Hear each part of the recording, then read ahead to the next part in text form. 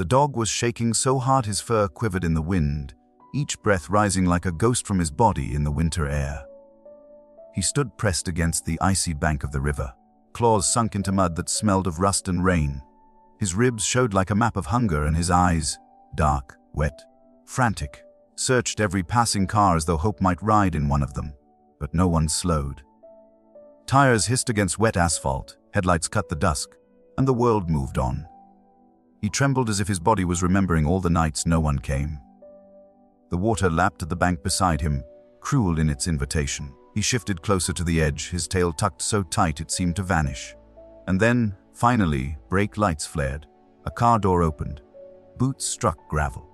A human voice, steady, soft, broke through the wind. The German shepherd's ears twitched, a sound of disbelief, as the first hand in forever reached toward him. The river smelled of iron and wet stone, a scent that clung to the air like something ancient and restless. The water itself moved in restless currents, slapping at the banks with a rhythm that seemed almost cruel in its indifference. On the far edge, near where the soil broke into jagged shards of ice, a dog stood as though pinned to the earth. His fur was a thick pelt of black and tan, though hunger had dulled the shine of it, and the cold had raised it in trembling ridges along his spine. His breath puffed out in sharp bursts, small clouds rising and then vanishing into the dusk. Cars passed above on the overpass, their engines roaring like distant storms. Headlights spilled across the darkening sky, beams that never touched him. He flinched at each hiss of tires on wet asphalt, each echo bouncing down into the hollow where he stood. No voice called his name. No hand beckoned. He was a ghost among the living, clinging to the edge of a river that knew nothing of mercy. The wind tore across the water and whipped through the trees, bending branches until they cracked and moaned. He tucked his tail so tightly it seemed as though his body might fold in on itself. His ribs pressed sharp against his skin, as though even his bones wanted to push free, to flee from the shivering shell he had become. Hunger gnawed in him like a second heartbeat. Yet the fear, that raw, bone-deep terror of hands that had hurt him, voices that had lied, places that had promised shelter and delivered pain, that fear was fiercer than hunger. Every sound startled him, the scrape of gravel under tires, the shouts of strangers too far away to see, even the snapping of frozen reeds near his paws. He turned in circles, slow, desperate, like a creature searching for a corner where the world couldn't reach him. But the river offered no corner, only a black ribbon of water that whispered promises of sleep. He edged closer, paws sinking into the mud, the cold seeping into his bones. His eyes were dark pools, wide and frantic, searching not for rescue but for escape. And then, brakes. The squeal tore across the night, unnatural, jarring. Red brake lights flared like fire against the gray horizon. He froze, ears stiff, body quaking. The door opened, and boots hit the gravel with a sound that was heavy but steady.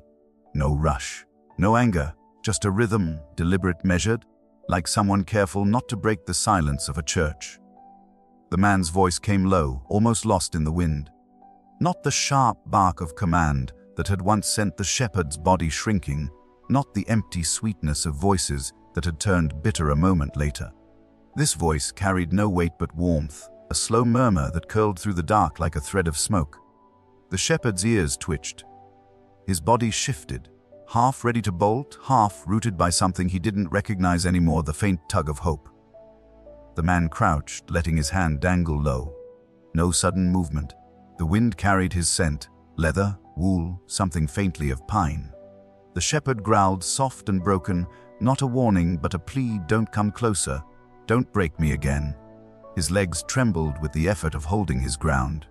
His chest rose and fell in short, desperate bursts, each breath rattling in the cold. Still the man waited.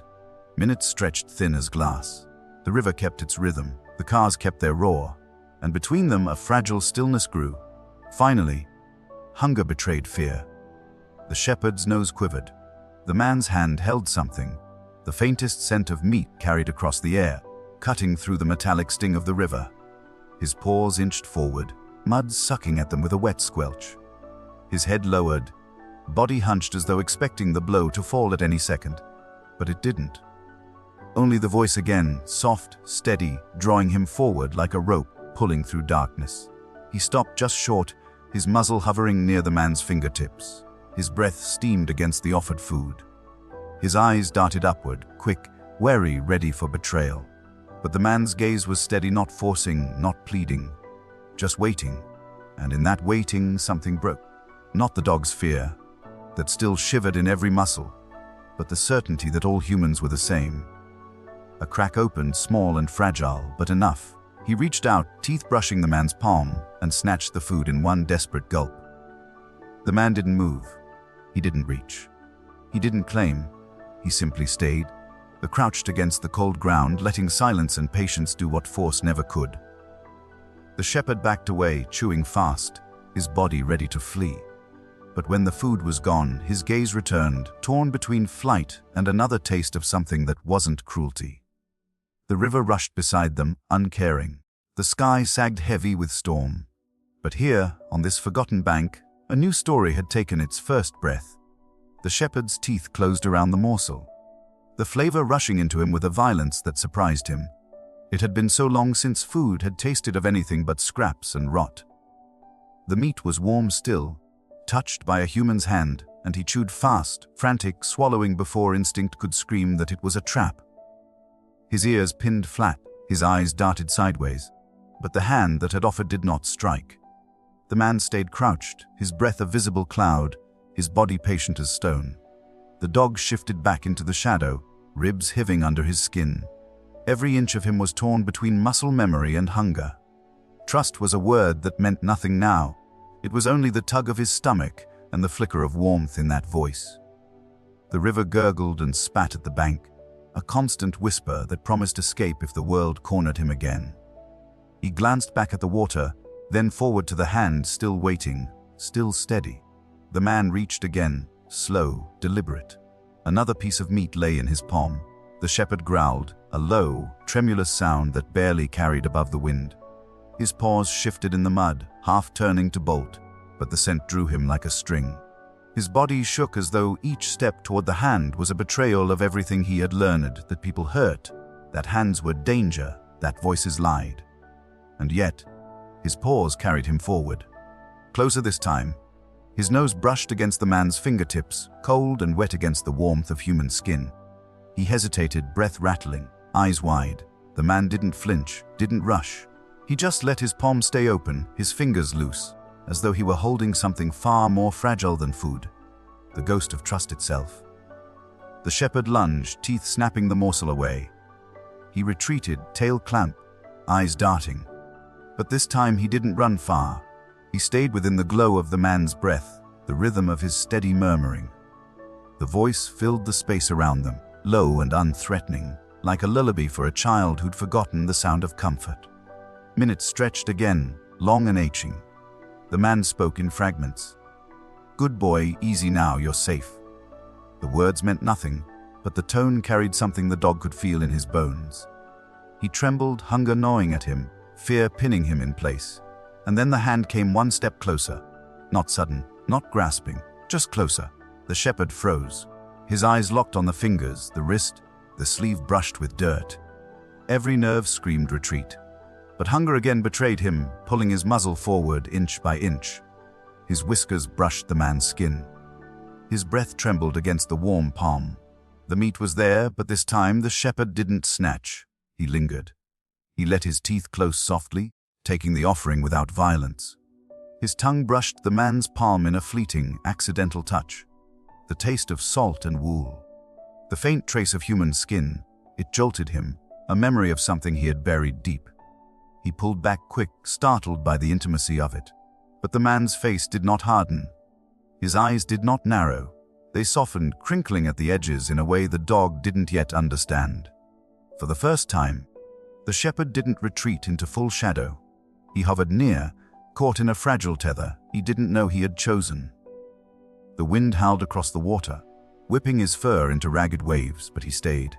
The man lowered his hand to the mud, palm open, empty now. He didn't reach again. He let silence fill the gap. The shepherd stared. His chest rose and fell in quick bursts, his legs trembling under the weight of stillness. And then, with a movement so tentative it seemed almost a dream, he lowered his head. his nose pressed into the man's open hand, not for food but for something else. A question, a plea, a memory of touch that hadn't always meant pain. The man's fingers curled slow as dawn. They brushed the fur at the shepherd's cheek, light as breath. The dog flinched, body stiffening, a growl trembling in his throat. But the touch didn't press, didn't hold. It rested, warm, gentle, gone in an instant. Enough to prove it could exist. Enough to prove it didn't have to hurt. The shepherd pulled back, eyes wide, sides heaving. But something in him cracked. Not in pain, but in the quiet fracture of walls built too high for too long. His gaze lingered on the hand, now resting open in the mud, unthreatening, waiting. The man whispered again, words lost to the wind but meaning carried in tone. I see you. I won't leave. And though the river raged, though the sky sagged heavy and dark, though the world had passed him by 1,000 times before, for the first time, the German shepherd believed that maybe, just maybe, someone had finally stopped for him. The night seemed to hold its breath as the shepherd hovered on the edge of decision. His body was taut with exhaustion, ribs shuddering beneath his thin coat. The man had touched him once, briefly, gently, and though fear still coiled like barbed wire in his chest, it hadn't cut as deeply this time. When the next morsel came, he didn't lunge. He took it slower, lingering close, trembling less. The rescuer's eyes softened further, his voice a steady tide. And then came the shift, the quiet, almost imperceptible invitation. The man rose to his feet, slow and careful, brushing mud from his knees. The shepherd flinched back at the sudden height, ears folding flat, body dropping low. But the man didn't stride forward, he simply turned, moving toward the car idling by the roadside. Its headlights poured pale beams across the wet ground, and the hum of its engine cut through the river's roar. The shepherd froze, torn between the dark safety of the bank and the strange pull of the one human who hadn't turned away. The man opened the rear door, the sound a metallic creak that made the dog's legs jerk as if to run. But the voice came again, coaxing, low and patient. It's all right. Come on now, safe. The interior light flicked on, casting a soft yellow glow into the night. Inside lay a blanket, folded, already holding the faint warmth of the car's breath. The shepherd's eyes darted from the open door to the man's face. His body shook, not just from cold now, but from the impossible weight of trust. The river hissed behind him, an old friend whispering that escape was always easier than surrender. But hunger burned, and fatigue pressed him down like stones tied to his chest. His legs, stiff and trembling, carried him forward in hesitant steps. He reached the car's threshold, his nose brushing the cool metal of the frame. The scent inside was strange. Fabric, leather, the lingering musk of other journeys. It was not the smell of danger, but neither was it the smell of freedom. He growled low, a last fragile defense. The man crouched again, his hand extended not to grasp but to guide. The shepherd's eyes locked on his, and for one long, impossible moment, the world narrowed to two creatures bound by silence and survival. Then, with a movement almost clumsy, the dog leapt. His paws struck the blanket, his body twisting to the far corner as though expecting betrayal. His chest rose in rapid bursts, drool slicking his muzzle, eyes wide and wild. The man closed the door with the gentleness of a father putting a child to bed, the latch clicking into place. The shepherd flinched, tail tucked so tight his body seemed to collapse in on itself. The car rolled forward, tires splashing through puddles, headlights carving tunnels of light into the wet dark. The shepherd crouched low, pressed into the corner, every muscle tense. His ears flicked at each sound, the wipers dragging across the windshield, the rattling hum of the engine, the hiss of water spraying from tires. His breath fogged the glass, and he stared out as the world blurred by in streaks of neon and rain. The rescuer drove in silence at first, hands steady on the wheel, eyes flicking to the rearview mirror with careful restraint. Then the voice came again, not forcing, just filling the cabin like music too soft to disturb. Good boy, you're safe now, almost home. The shepherd's chest heaved, his body rocking with the sway of the car. He licked his lips, drool threading down his chin, his eyes darting with each passing light. The fear was still there, sharp, raw, but beneath it lay another current. Exhaustion. The kind that seeped not only into muscle but into spirit, dragging him toward surrender. His paws slipped from tension into tremors, his body slowly uncoiling onto the blanket. The man kept speaking, words threading through the space like a lullaby. The dog's eyelids fluttered, fighting, mistrust holding them open, but the rhythm of the road, the steady hum of tires, the warmth seeping from the vents, they wrapped around him like a net he didn't have the strength to fight. His head lowered against the seat, ears twitching with every sound, but his body sagged inch by inch. Rain began to fall harder, drumming against the roof, cascading in sheets down the glass. Streetlights flared and blurred like distant stars through water. The shepherd's gaze softened, his eyes half-lidded, his breaths evening out. Fear lingered still, a shadow in his chest, but wariness dulled its edge. For the first time in too long, he let himself drift without running. The rescuer glanced back, a smile ghosting across his face. He didn't reach, didn't risk breaking the fragile thread of peace. He simply drove, the road unwinding beneath them, carrying them away from the river, away from hunger, away from the edge where despair had waited. And though the dog did not know it yet, that ride marked the first journey not of escape, but of return. Return to warmth, to safety, to the forgotten possibility that home might exist. The house smelled of wood and warmth, a stark contrast to the damp iron stench of the river. When the door swung open, the shepherd froze on the threshold, claws scraping the frame. The rescuer stepped inside, boots leaving trails of water across the worn floorboards, then turned back, voice low, coaxing. The dog's body stayed rigid, his breath a frantic rhythm. A single step into this unknown space felt heavier than all the miles he had wandered hungry and cold. The rescuer didn't pull, he waited. Outside, the rain fell steady, dripping from the shepherd's fur in cold rivulets. Behind him was the night, the endless road of silence and rejection. Before him was warmth, light spilling from lamps that glowed like embers. The air carried faint scents, cooking, pine soap, wool. The shepherd's nostrils flared, his body trembling as though standing between two worlds. And then, with a hesitant lunge more instinct than choice, he crossed the line. The warmth struck first, the heat of radiators, the softness of air unbitten by wind. His paws tapped uncertainly on the wood, claws clicking as he crouched low, tail tucked. He turned in frantic circles, nose darting to corners, ears flicking at every creak. The house was alive with sounds he didn't understand. The hum of appliances, the tick of a clock, the sigh of the storm pressing against windows. Each noise made him jerk, eyes wide, ready to retreat. The rescuer shut the door softly, cutting off the hiss of the rain. He knelt again, setting down a bowl. The scent of meat and broth filled the room, warm and thick. The shepherd froze, staring, hunger pulling at him like a chain. He glanced from the man's face to the bowl, torn between fear and need. The man stayed back, palms open, his body language written in patience. Finally, hunger broke through. The shepherd lunged, muzzle deep in the bowl, gulping with frantic greed. Broth splashed against his whiskers, his throat working in desperate gulps. He ate as though every bite might vanish, as though hands might snatch the gift away.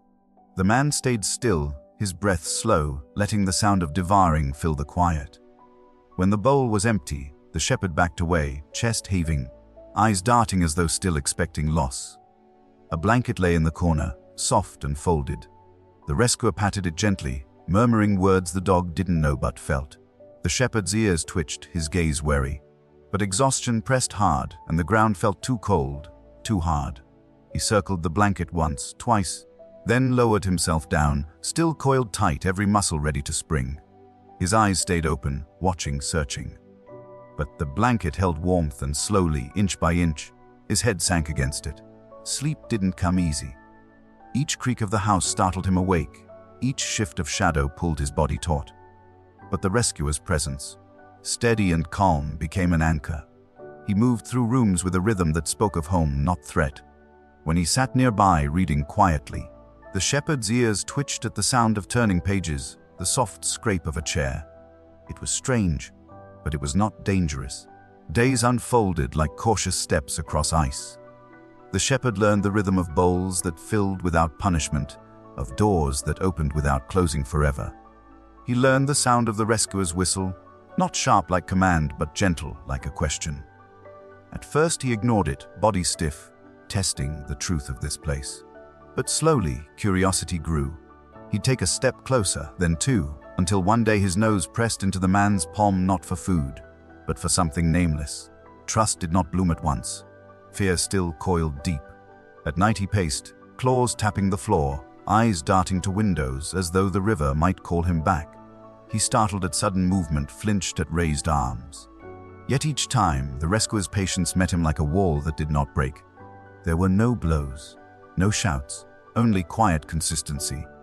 One evening, as rain tapped against the glass and firelight danced across the walls, the shepherd curled on the blanket. His body still trembled with remnants of memory, but his eyes grew heavy. The rescuer sat nearby, his voice low, reading aloud, though no one answered. The rhythm of words, calm, unhurried, wrapped around the room like a lullaby. And slowly, impossibly, the shepherd's eyelids lowered. His breathing steadied. For the first time in a long time, sleep came without terror. He dreamed not of rivers or hunger, but of warmth, of voices that didn't hurt, of hands that waited instead of taking. When he woke in the dim light of morning, his body stretched without panic. His eyes met the man's, and though fear still lingered, another thread wove through it, the fragile beginning of belonging. And so the house, once foreign, began to shift. It was no longer just walls and sounds. It became a place where he could lie down without the river whispering escape. A place where food didn't vanish, where warmth didn't demand pain in return. Slowly, cautiously, it became something he'd forgotten existed: home. The days had grown longer. Where once the shepherd's ribs cut sharp against his skin, now his body filled slowly, strength returning like sap rising in spring. His coat regained its sheen, black and tan catching the light of morning as he paced the yard. Yet even as his muscles healed, shadows lingered in his eyes. The kind that no food or warmth could erase in a single season. Fear is not washed away by kindness alone. It fades in layers peeled back by time. It was in the small moments that the change came. The first time he approached the rescuer without coaxing, nose pressed to a hand that no longer needed to hold food. The first time his tail gave a cautious wag, a hesitant flick like a candle sputtering to life. The first time he barked, not in fear, not in warning, but in play, startling himself with the sound. Each moment was a stone laid on the path away from the river, building toward a place where the past no longer dictated every heartbeat. One evening the house was quiet. The storm outside had passed, leaving the air washed clean. Windows streaked with silver trails of water. The rescuer sat on the floor near the fire, the room bathed in amber glow. He didn't call. He didn't beckon. He simply sat, legs stretched, gaze resting on the flames. The shepherd lay in the corner, head on his paws, eyes heavy but alert, watching. The fire cracked, embers snapping in soft bursts. Shadows danced along the walls, flickering in rhythm with the shepherd's breathing.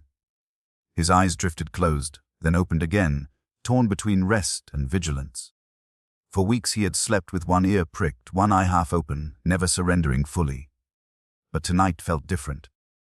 The storm had broken, the house was hushed, and the rescuer's presence filled the room with a calm so steady it seemed to hum in the walls themselves. The shepherd rose, stretching slow, each limb moving with deliberate weight. He padded across the floor, claws ticking softly against the wood. The rescuer didn't move, didn't reach, though he felt the shift in the air, the approach of hesitant paws. The shepherd stopped a breath away, nose hovering near the man's knee. He waited, body trembling faintly, as though testing the ground beneath him. And then, with a sigh that seemed to empty years of fear, he lowered his head. His muzzle pressed against the man's thigh, his weight leaning in, tentative but real. His body quivered, torn between retreat and surrender. The rescuer's hand rose, slow as dawn breaking over water, and rested on his head. No force, no grasp, just presence, warm, steady. The shepherd did not flinch. He did not pull away. Instead, his body softened. His breath slowed. His eyes closed. And then came the moment that sealed it. He lowered himself fully, curling at the man's side, his head resting heavy in his lap. The room held its breath, the firelight flickering across two beings stitched together by patience and pain. The rescuer's fingers brushed through his fur, tracing the ridges of healed ribs, the softness of new strength. The shepherd's body, once a knot of fear, now lay slack, trust flowing through muscles that had only known tension. His breathing deepened, chest rising and falling in rhythm with the man's. Sleep took him, not jagged with nightmares, but smooth, even, whole. In that moment, the river no longer existed. It was not gone, but it no longer had claim. The memory of cold water and shivering nights still lingered, but it was drowned beneath the warmth of firelight and the steady beat of a human heart beneath his ear. The rescuer looked down at him, eyes soft, the weight of what had been and what had been saved pressing into his chest. He whispered words the dog couldn't understand, but would carry nonetheless. "You're home now. You're safe. You'll never be alone again."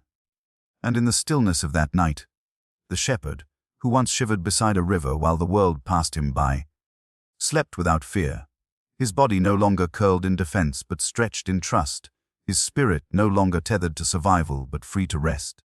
The river roared on somewhere far away, its voice lost in the distance.